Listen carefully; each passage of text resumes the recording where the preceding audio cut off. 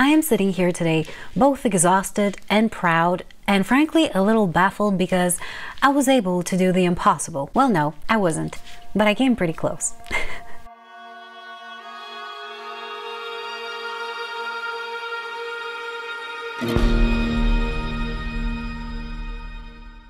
Hello fellow readers and readresses. If you've watched my last TBR video, you know that for May I got 11 books and I already had 3 leftovers from April, which made a total of 14 books on my May TBR. And yes, I know that was some rather complicated math, which is why I did it for you. Now, in order to achieve this majestic goal, I would have had to read a total of 4,831 pages in a single month, which was already busy to begin with, and since I am not a psychopath, I obviously didn't manage to achieve this. Though now that I look through my past reading months, I have in fact done this before, so I guess I'm not a psychopath anymore.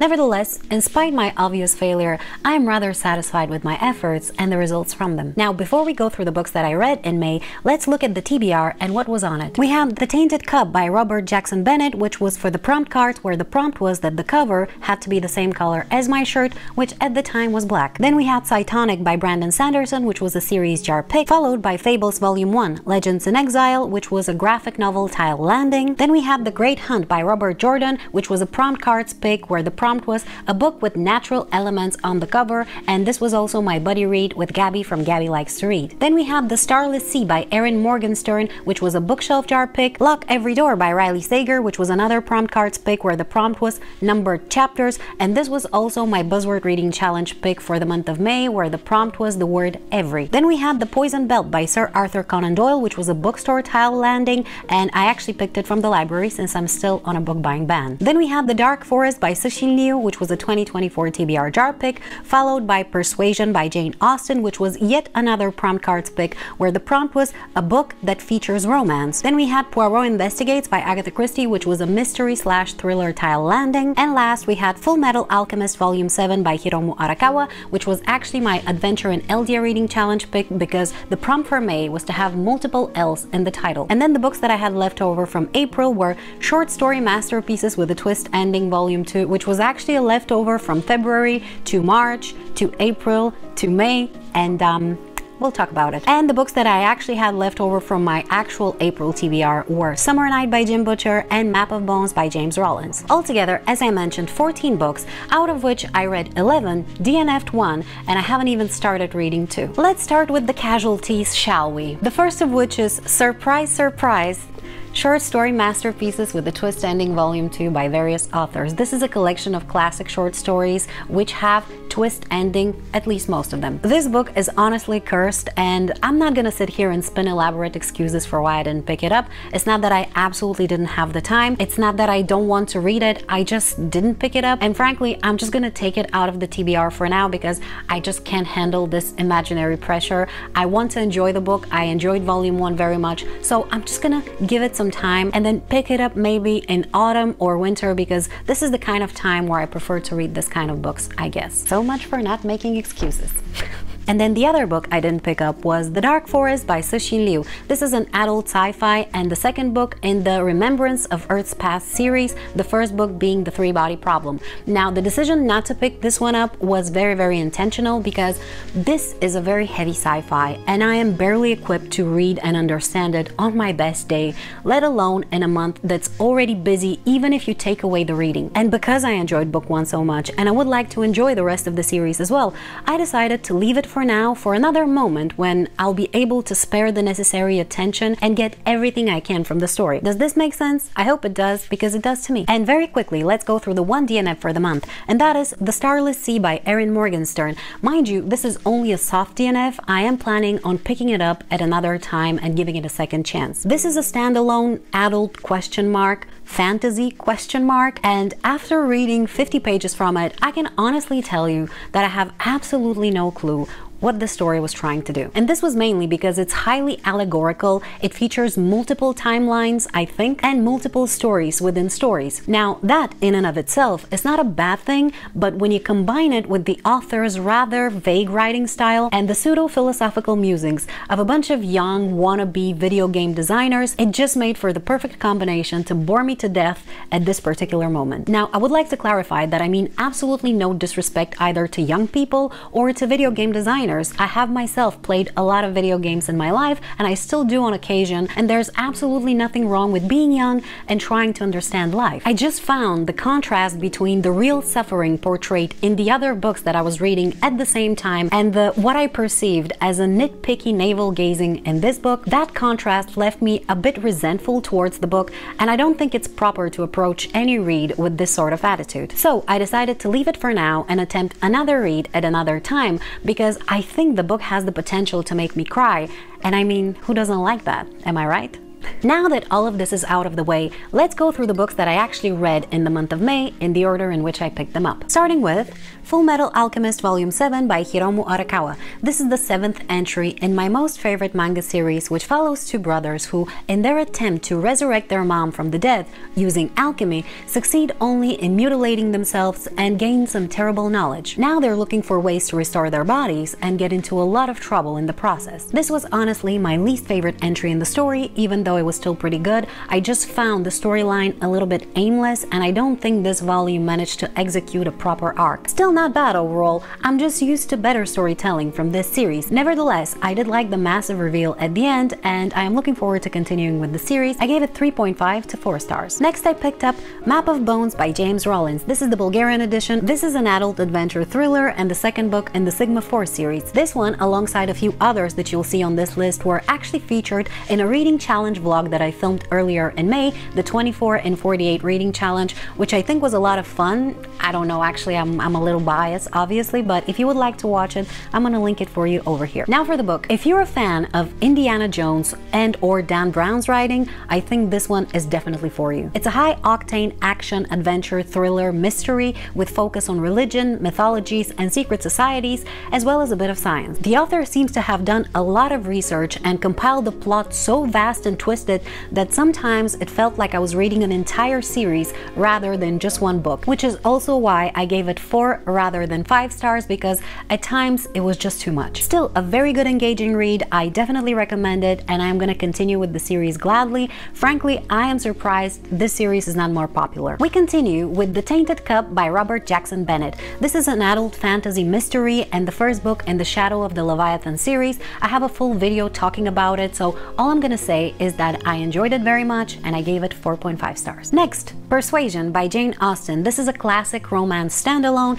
and as of right now my second most favorite book by the author. We have a second chance romance between two utterly sensible, kind, and honorable people, which I am starting to understand is exactly what I like in romance. I particularly appreciated the fact that the main characters were more mature, if you can consider the age of 27 to be such, and given the usual age range for the female characters in this sort of novels, I think it should be. The story is quick and easy to read, and as always features some rather illustrious characters. Anne is definitely a lovely main character, and Captain Wentworth was a suitable and believable love interest. I highly recommend the book, but beware, it starts with a bit of a family history exposition where multiple characters are introduced in a quick succession, so if you feel a bit lost in the beginning, don't despair, it gets much better later on. And I will also advise you to create a character cheat sheet. I always do that when I need to keep multiple characters straight in my head. It's very helpful. I gave the book 5 stars. Next, I picked up Fables Volume 1, Legends in Exile by oh boy,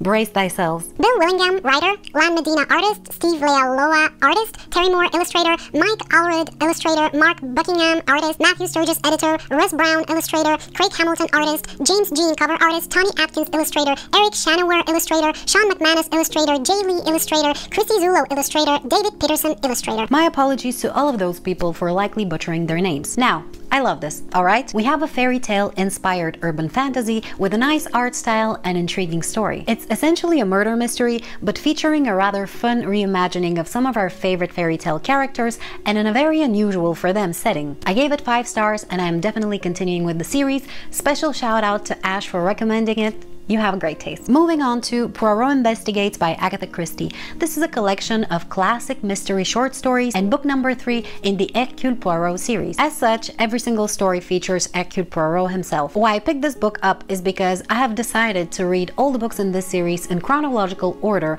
after reading a few of the more famous ones. I had no idea that this was a collection of short stories when I picked it up, and to be honest with you, I was a little disappointed upon finding out. And not because there was anything wrong with the stories per se. It was a nice collection and it perfectly captured the spirit of a Poirot mystery, but you simply can't execute an intricate plot and unfold it fully in so few pages. You need to be able to set the scene properly and lay out the clues. And while the author managed to do it as well as can be done given the circumstances, it was not perfect simply by virtue of the medium. 3 stories in, I was already a bit fed up, so if I can give you a bit of an advice, this would be best to read in several sittings rather than all at once. I gave the book 3 stars. Next, I picked up The Poison Belt by Sir Arthur Conan Doyle. This is a classic sci-fi adventure and the second book in the Professor Challenger series. The first one being The Lost World, which I highly recommend. This one was a rather interesting read. It presents the reader with a potential global catastrophe which nobody acknowledges until it's already too late. And in the center of all of this is of course the brilliant